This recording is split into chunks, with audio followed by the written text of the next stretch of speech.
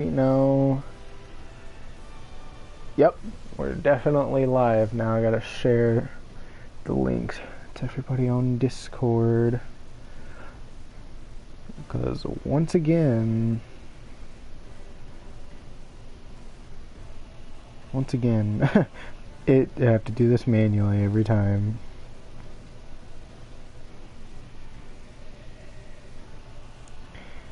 Alrighty.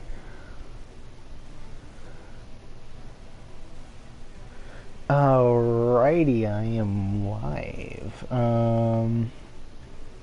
This is Julius in just this regular loadout.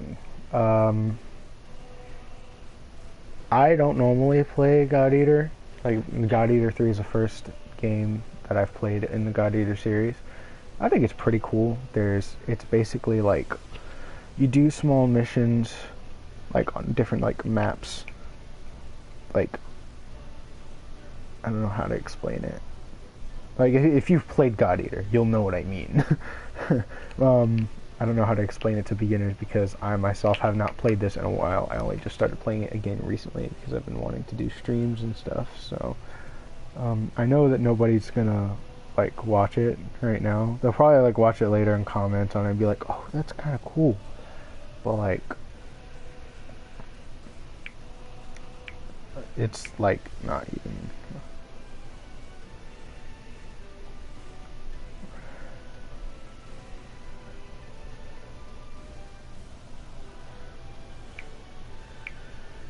Right.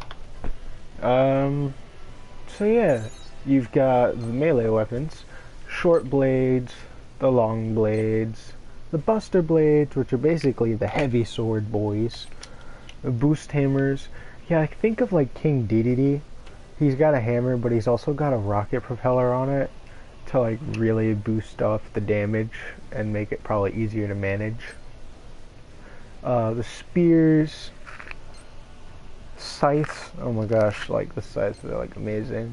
Biting edge, it's like very similar to like, I don't want to say it's similar to they're like daggers, but you can hold one in each hand. Like, that's the weapon I have equipped right now, so it's basically like pretty easy to see. And then the heavy moon, I loved these, and I remember playing through this. I got like maybe halfway through the story, but I never completed it, so I started a new character, Julius, of course. But I'm not going to be using the heavy moons for right now. I might have to end the stream early in case I have to leave. In that case, I'll just go through this quickly. Abilities. Pretty straightforward. Like, you move around, you can jump. When you're powered up, you can double jump. He has... most weapons either have two forms of the same weapon or a bonus, like, type of attack. So right now, you can just, like, hack and slash, and those energy particles you're seeing are, like, the bonus effects. Dagger Dance, it's improved ground attack with square. That's what you're seeing. Normally, it wouldn't look like that. It would kind of look like that. Like, that's triangle attack. Like, those are supposed to be like the piercing attack. This is slashing. Jump, dive to blue. This is an aerial attack, so you can attack a few times, maybe. Square is just for flurry attacks. Triangle is for diving down. That blue particle effect you see right there, that's just like the effects of the bonuses that I have. And then Glaive. Watch. You just press a button, combine the two together, and it becomes a glaive. Now the thing is, the ST in that upper right corner, that's your stamina. Alright, that runs out when you use certain attacks. HP is health, OP is it's not optimal points, it's oracle points, which basically, like, you can switch into gun form with your weapon, but I'll get to that in a second. So when you attack in your like glaive form or your extra form, you lose stamina. Normally, just transforming back to normal mode, you'll be able to regenerate that. Now, regular attacks, they are flurries, they're really fast, they don't do a lot of damage, they don't use a lot of stamina. However, strong attacks, they can chain together pretty well. and they use more stamina. Keep in mind that you gotta change back to regular form to recharge your stamina. If your stamina gets too low, then you'll be out of breath for a moment. So there's that. Now there's the weapon form. This one is a beam type weapon. There's different types of beams. That's level 3. Those reserve tanks are only for the laser type weapons. There's the chain gun, the sniper, which does more damage but it's slower rate of fire, the shotgun, which is a slow rate of fire but it spreads out, and then the laser, which you can actually hold up to more energy. So it's a small beam, medium beam, large beam, and that activates over time as you like fight. You see how that reserve tank at the bottom is like being used up slowly. You can hold up to 2 extra reserve tanks, but I think that's something you get later on. And I think it automatically just restarts because this is practice mode. What else is there? Oh yeah, there's dashing. There's also dash attacks. I think that also changes with Glaive form. Yep. Pretty simple stuff, right? Now this is just a casual, like, not to say moveset, because you can't really change the type of like attacks aside from like changing the weapon type itself, and I don't mean changing it from Glaive form back to regular or vice versa. I'm talking about like using, instead of the twin blades right here, like using the scythe as a boost hammer. Like those are the different weapon types. Each character has a unique ability to them. Some of them give them power-ups and stuff like that. Now, one of the things I really like is that you see how it says level 3 right there in the bottom corner? Well, that's because you can absorb a little bit of your enemy's energy, not to regenerate health, but to power up your own, what's called a God Arc, which is the weapon that you're using right now. You can use that to power it up, and you'll be at level 1. But there's a little meter at the bottom. You see it right there, where it says level 3. That meter will drain over time. Like, no matter what you do, it'll drain. But what you do is, normally what you're supposed to do is when you hold down triangle, right, an interesting thing happens. A little monster comes out of your God Arc, right? He's getting ready to devour the enemy's, energy, powers you up real quick, and it allows you to regenerate more of your Oracle energy. Thing is, you can only get up to level 3, and you start out in level 1, but to advance to level 2 or level 3 in battle, what you would normally have to do is, I can't do it now because this is training mode. There aren't any allies of my own around. But there would normally be a counter right over where it says freeze beam, freeze M. Normally there's a counter right there that shows Oracle shots or something like that. Normally it's just a burst that you can shoot out at your allies that'll boost them from level 1 to level 2 or level 2 to level 3. Or if they're at level 3 but their meter is almost empty, then it'll refill it back to max. They can do the same thing to you, and they can boost you from level 1 to level 2 or level 2 to level 3. But I think you have to be at least level 1 for you to be able to, for it to take effect. But yeah, you can't boost yourself to level 2 or level 3. You have to have one of your allies do that. I mean, they'll do that regularly if you wind up boosting them. Like, you boost them, they'll be like, oh, you boost me. So, the enemies in the game are called Aragami. They're demons. I don't know, like, the lore, the entire story of it, but all I know is that in the very beginning of the game, you start out as a very, very neglected human being that was put through trials and tests. And one of the tests was to make sure you could actually accept this like God Oracle blood to become like a savior. What it basically does is they inject you with this like goop, this venom stuff. I'm not exactly sure. I'd have to record the game from the beginning to like better explain it. And the thing is, the trial is that you know, if your body accepts it, you become, you know, a god killer, or I think it's a god eater. You're an age, AGE. I forgot what it stands for, but I think it's Origami General Executor, something like that. I could be completely and totally wrong about that acronym, but I know it's called an AGE, an age. Basically, your job is to protect the port, the quote-unquote house that you represent, that protects you. The one that you come from as a player, as the story goes, it is Pennywort. It is literally the worst one because, you know, the soldiers there treat you like crap, like you're less than human beings, even though you have more capabilities. But the thing is, you have these cuffs around your arms that you have to have force on you that will force keep your arms together to prevent you from using your god arcs, your weapons. But those are necessary for you to live because they contain that same venom blood, whatever it is, the oracle energy. It holds that same energy in those cuffs, and it's constantly injecting you with it, because without that you'll die. And if you get more of it injected to it, like if you say you absorb that powers you up. Now there's a quick version, there's this version which normally takes forever to charge up, but it gives you the biggest boost. Or if you need a quick boost and you need to refill your gauge real quick, you hold down R1 and it'll summon it out really quickly, but it's a small boost. Those are like the basics of, and there's like a lot of information in there. There's the loadout screen. Now this is what, you know, Julius normally looks like. This is the version. This is the version you don't want to mess with because the scythe is powerful, and I don't want to use it too often. This one obviously right now is stronger.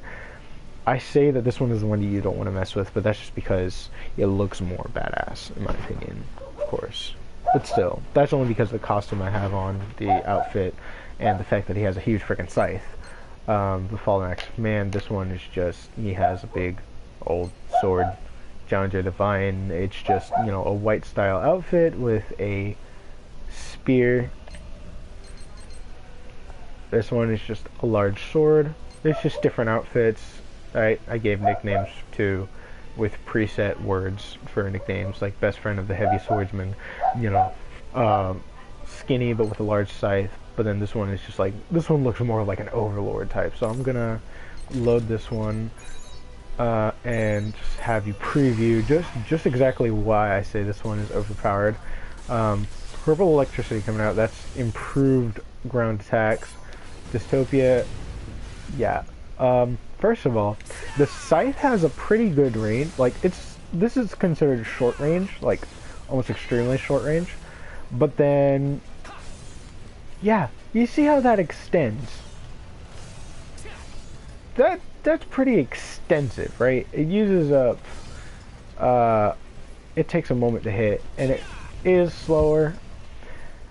But then you get to moves like this. Do you see how much that extends? And that's not even the half of it, okay? That's not even the half of it. That's only vertical, by the way. Alright. And this weapon does not have a glaive form. This one, it doesn't have a second form, but it does have an extra powerful basic attack called... I want to call it Sweeper. I mean, all of these attacks have official names in the game that you learn. Just from reading all of like the text on like the bestiary and stuff like that. So yeah, this is very large range. It uses up a bunch of energy. You can keep that up though. I mean, obviously I'm already almost out of stamina. This is what happens when you run out of stamina. You're tired, you have to wait for a few seconds, but you fully restore your stamina. Now, what I find very interesting, that I very like, is going into this attack, there's also a second attack you can go into it. Yeah. Look at how far that reaches, how large that scythe must be. That is scary. That is scary to see that much damage. Well, right now it kind of looks weak. Normally you'll do about maybe 50 to 100 damage on average, and with the level 3 booster and with the boost to the attacks itself, it's obviously going to be around 200-300, maybe 400 if you're extremely lucky, with like critical chance and stuff like that. In the beginning of the game, you can customize your character, the hairstyle, not the clothes, but like the face and the eye color and any like basic accessories that are in the beginning of the game, and as well as their voice. Now, I kind of chose like a sarcastic voice just because I found it the most entertaining to listen to, but for a serious type of loadout like this, a comical style. Like, look at how he freaking wields the scythe. Like, he's all like boss and everything, and then all of a sudden, like, yeah, another day, another job, you know. Hiya! This is basically me just messing around with the character itself. So yeah, Reaper's Call has improved ground attack. Now these are the different types of abilities. You get the first one, and then after you level it up by using it more, that's what the chance of awakening percentage bar is at the bottom. Then you'll unlock other ones, and as you see here, some of these are hidden because you have not learned previous skills. Other ones require you to upgrade these previous ones. So like this one, Dystopia, this is the aerial attack, slash downwards and increased damage against downed foes. Like Scythe. There's just a whole bunch of different styles. Like, I'll show off the Heavy Moon just for a quick moment. I haven't done anything with it in this playthrough, but it's a big freaking moon, a Scythe. Fast, not all that helpful. This is Triangle. I mean, it looks really cool. Now, what I really liked about it is it's very similar to the Scythe. It's special second form attack. It changes into an axe, and it, oh my gosh, you swing it around, and it's awesome.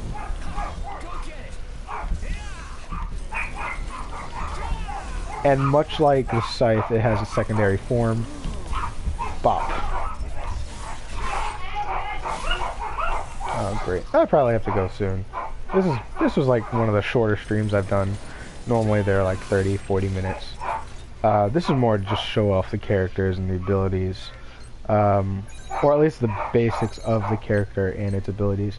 So there's the short blade, as I said earlier, long blade, buster blade. So like one-handed short blade, two-handed kind of between like short blade and the buster blade. The buster blade winds up being a very heavy hitter. Boost hammer, charge spear, variant scythe, biting edge, and heavy moon. So I haven't done much with spears, so I want to check this out. I've checked out spears before, just basically swinging it around. You know, that red slash effect. That's just the bonus, the stage 1 ground attack. Triangle, obviously stabbing, so like slashing, piercing, and I think crushing damage.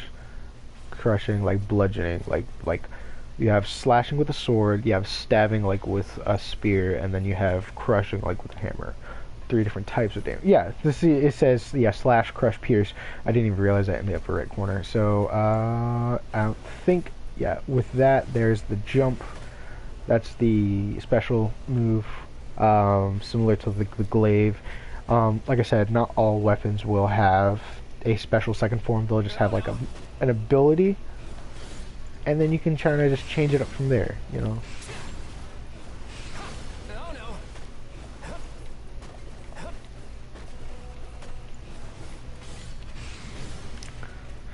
If I'm not mistaken, there should be other things I should be able to do though, with this, of course. Normally there's more effects and stuff, but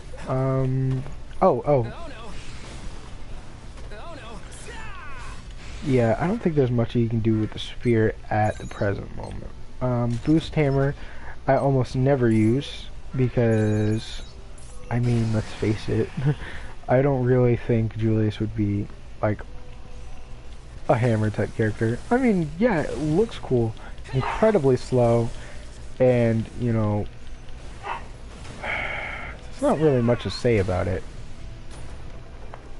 Of course, there is the boost variant. What do I do next? He's like, what do I do next? Yeah, see, like that. Charge up the booster, you attack. That's what I like about the boost hammer.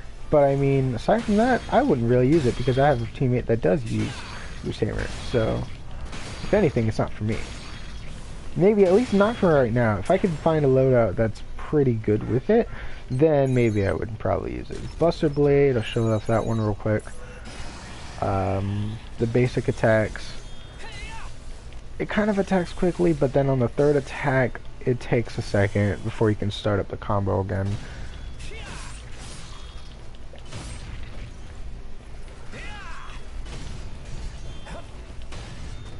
Alright, now let's try the special move. Oh, stop it. I think that one's just supposed to throw enemies up into the air, but I'm not sure you can do that. I think this is more of a parry, and then like a chance to parry the enemy's attack, or shield from the enemy's attack for a quick moment. Speaking of shield, I never covered that. Yeah, so you have your main weapon, you have, you know, your gun, and then you have, you know, a shield that you can deploy. There's 3 different types of shields. The buckler, which winds up being the smallest one, but it's the quickest to pull out. Regular shield, they're average between pull-out time and damage efficiency, and then there's the tower shield. The biggest one, the bulkiest one, slowest ones to pull out, but they nullify the most damage. Some of them have bonus abilities. There's a lot of bonus ability stuff. I'm not going to get into all of them. This more feels like an overview of the actual game itself. I kind of like that effect, purple and blue. Dang, what was I gonna say? Yeah, the step attacks. I never actually checked those out in the other ones, but that's all right. Yeah, this one has a parry for the special attacks. Not really much to say about it. Let's see. Short blade is pretty self-explanatory, so I'm just gonna go back to the, what was it? The Mother Fiddle. Yeah, that one. I think that's the one it was.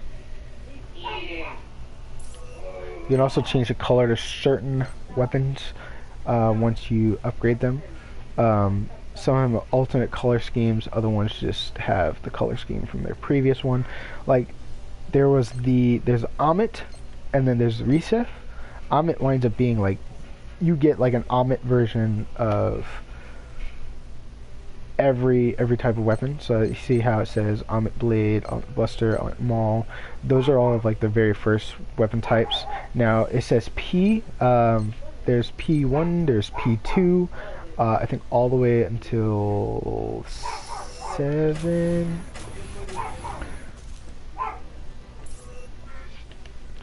I'm trying to see if I can whatever. This one had a scythe. Yeah, no, it was this one. I'm just gonna change this one back. I'll probably start a mission in a moment, and so yeah, there's the auto gun. You know, the assault weapons. They don't really shoot that much.